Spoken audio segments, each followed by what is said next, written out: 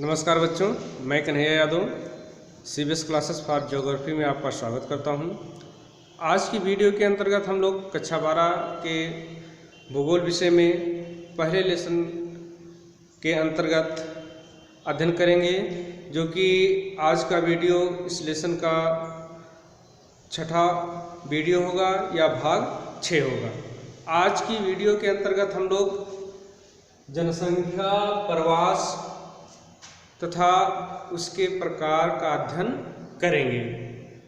जनसंख्या प्रवास किसे कहते हैं?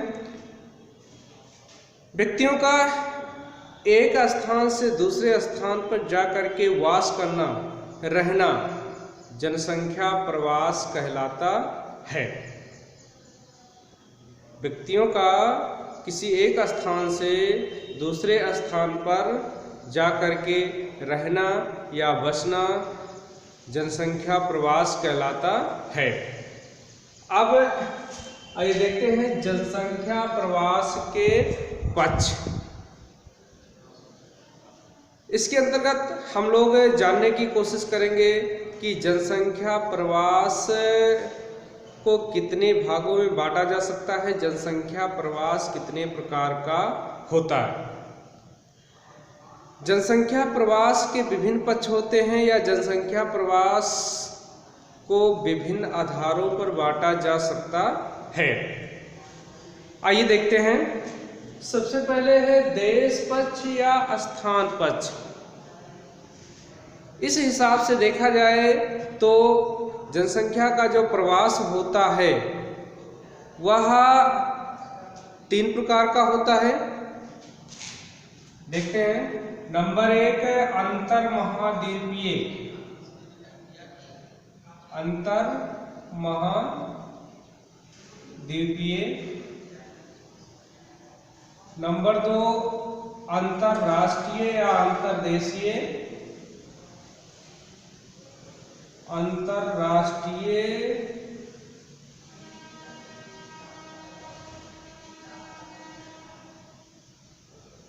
या अंतर्देशीय। नंबर 3 अंतर प्रांतीय या अंतरराज्यीय।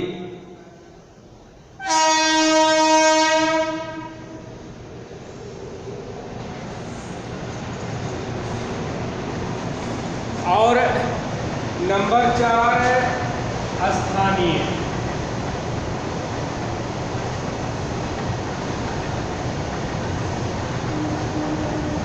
आइए देख लेते हैं कि कौन से प्रवास को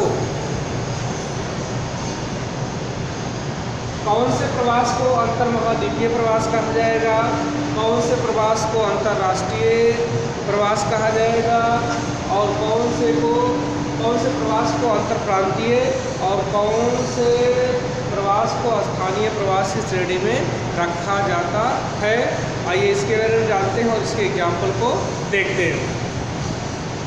देखिए, जब व्यक्तियों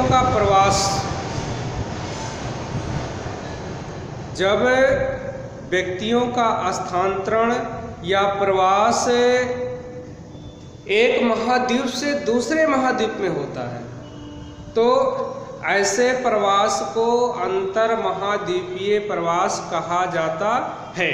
जैसे 17वीं से 18वीं 19वीं शताब्दी में यूरोप महाद्वीप के लोगों का उत्तर अमेरिका और दक्षिण अमेरिका व ऑस्ट्रेलिया महाद्वीप में प्रवास हुआ। ऐसे प्रवास को अंतर महाद्वीपीय प्रवास कहा जाता है। दूसरा है अंतरराष्ट्रीय। ऐसा प्रवास जिसमें व्यक्ति एक देश को छोड़ करके दूसरे देश में जाकर के बस जाता है, ऐसे प्रवास को अंतरराष्ट्रीय प्रवास कहते हैं। जैसे पाकिस्तान से या 1947 में बंटवारे के समय या बांग्लादेश के आज़ादी के समय ढेर सारे पाकिस्तान व बांग्लादेश के लोग भारत में आकर के बसे। बंटवारे के समय भारत के लोग पाकिस्तान में जाकर के बसे। तो इस प्रकार के प्रवास को अंतर्राष्ट्रीय प्रवास कहा जाता है। अंतर प्रांतीय यानी कि वह प्रवास जो देश के अंदर ही एक राज्य से दूसरे राज्य के मध्य होता है, बीच होता है, ऐसे प्रवास को अंतर्राज्यीय प्रवास कहा जाता है। जैसे आप लोग देखते होंगे कि यूपी बिहार आदि के लोग रोजगार आदि की तलाश में अन्य राज्यों जैसे महाराष्ट्र, गुजरात, दिल्ली, पंजाब, हरियाणा आदि राज्यों में बस जाते हैं। स्थानीय प्रवास ऐसा प्रवास जो आसपास के क्षेत्रों में होता है। आप देखते होंगे डेली काम करने वाले लोग वर्कर ग्रामीण आदि क्षेत्रों से निकलकर शहरों की तरफ काम करने के लिए जाते हैं और शाम को वापस आ जाते हैं। ऐसे प्रवास को स्थानीय प्रवास कहा जाता है। अब अगला है कालपक्ष, यानी कि जो प्रवास हुआ है वह कितने समय के लिए हुआ है। जो प्रवास हुआ है वह कितने समय के लिए हुआ। तो कालपक्ष की दृष्टि से प्रवास को 3 भागों में बांटा जा सकता है। दीर्घकालिक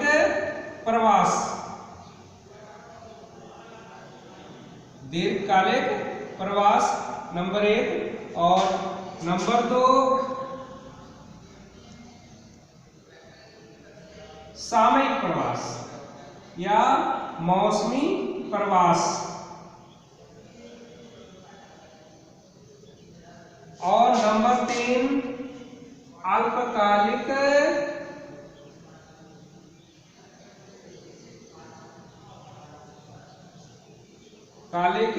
प्रवास या दैनिक प्रवास। अल्पकालिक प्रवास या दैनिक प्रवास।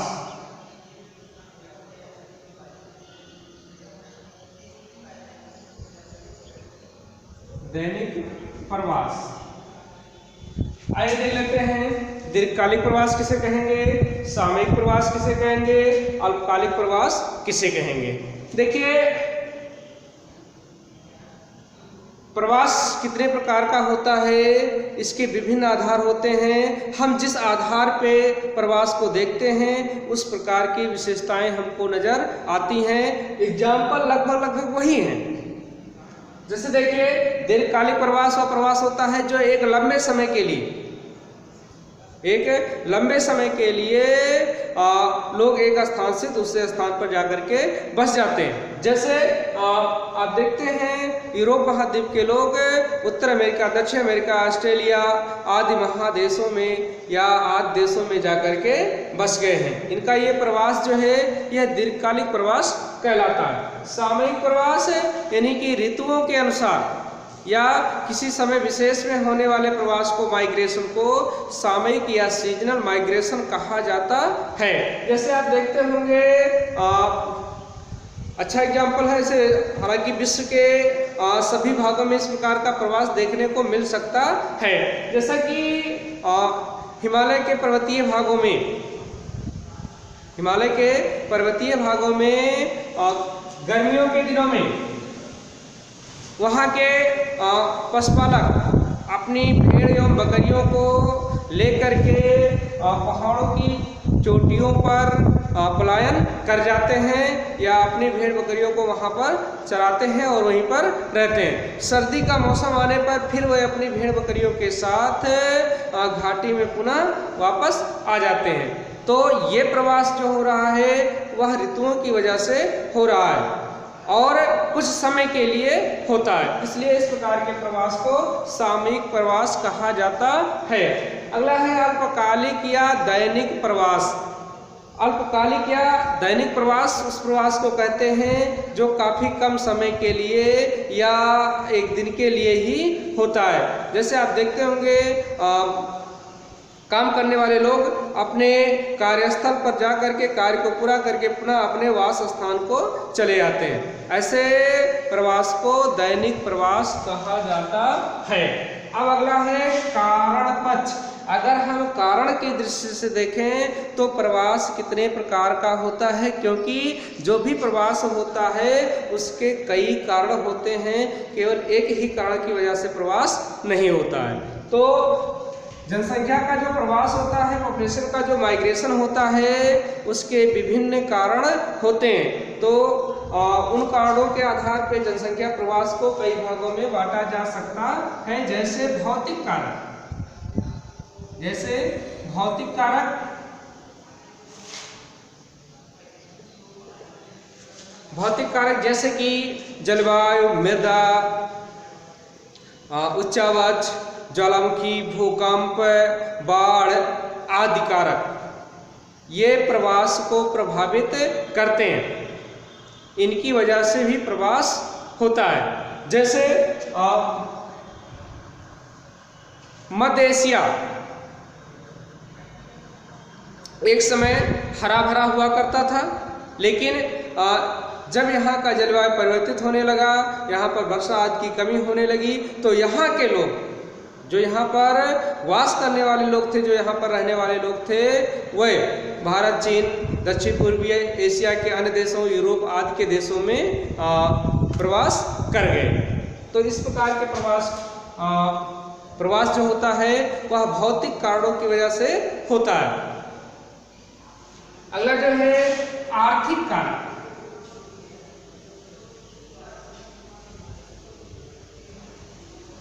देखिए, हम जानते हैं कि हमें अपनी आजीविका को चलाने के लिए कोई ना कोई आर्थिक कार्य जरूर करना होगा या करना पड़ता है। आर्थिक गतिविधियां हर किसी को करना पड़ता है। जहां पर आर्थिक गतिविधियों की अधिक संभावना होती है, रोजगार की संभावना अधिक होती है, वहां पर लोग अधिक पलायन करते हैं। जैसे इस समय भारत, पाकिस्तान, बांग्लादेश आदि देशों से बहुत से लोग अरब कंट्री के देशों में पलायन कर रहे हैं। उसके पीछे कारण है आर्थिक कारण। लोग रोजगार आदि की तलाश में ऐसे देशों में पलायन कर रहे हैं। आर्थिक कारक के बाद अगला कारक है सामाजिक एवं सांस्कृतिक कारक। सामाजिक एवं सांस्कृतिक कारक। देखिए,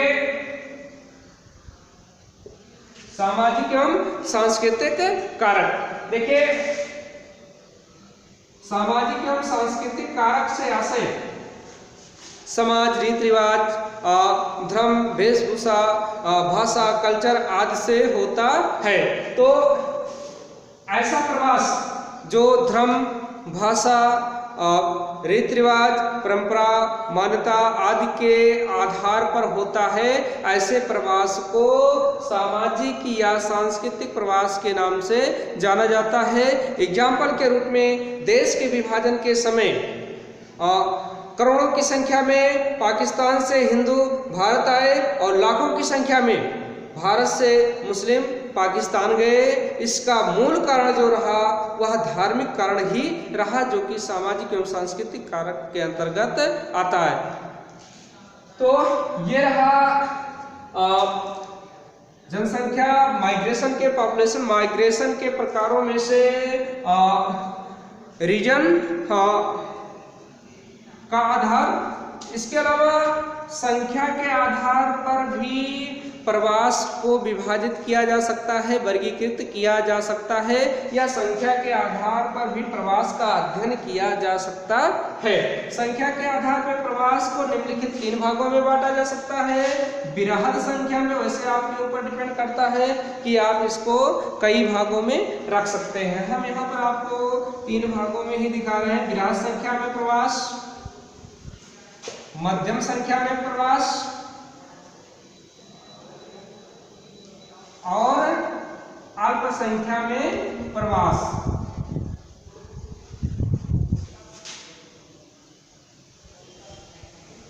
और अल्प संख्या में प्रवास। देखिए, जब लाखों की संख्या में, जब करोड़ों की संख्या में लोग एक स्थान से दूसरे स्थान पर पलायन करते हैं तो ऐसे प्रवास को बृहद प्रवास कहा जाता है। जैसे 17वीं से 19वीं शताब्दी में यूरोप महाद्वीप के लोग लाखों की संख्या में, करोड़ों की संख्या में उत्तर अमेरिका, दक्षिण अमेरिका, ऑस्ट्रेलिया आदि महादेशों में पलायन कर गए।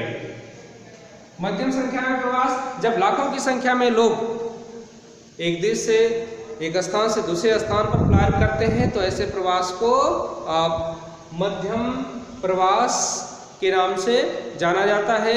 जैसे 1947 में देश के विभाजन के फलस्वरूप लाखों की संख्या में पाकिस्तान से लोग भारत आए। अल्पसंख्या में प्रवास, जहां हजारों की संख्या में प्रवास होता है ऐसे प्रवास को अल्पसंख्या में प्रवास कहा जाता है। जैसे आप वर्तमान समय में देख रहे होंगे कि पाकिस्तान, अफगानिस्तान, बांग्लादेश आदि विभिन्न देशों से गैर मुस्लिम भारत की तरफ पलायन कर रहे हैं। इसके बाद है स्थिरता पक्ष। स्थिरता पक्ष के आधार पर प्रवास दो प्रकार का होता है, अस्थायी प्रवास और अस्थायी प्रवास। अस्थायी प्रवास वो प्रवास होता है जिसमें जनसंख्या एक स्थान से जाकर के दूसरे स्थान पर बस जाती है, फिर पुनः वापस नहीं आती है।